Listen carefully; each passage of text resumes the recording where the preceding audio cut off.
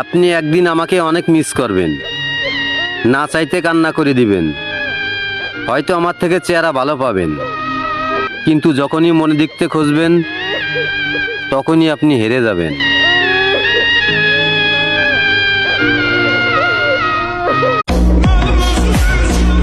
কোন জিনিসটা যে কত দামি এখন কিন্তু ওইটা বুঝি আমি। একটু প্রতিষ্ঠিত হইতে দাও, প্রত্যেকটা বেঈমানের সাথে দেখা করব। এখন দরকার অনলি মানি।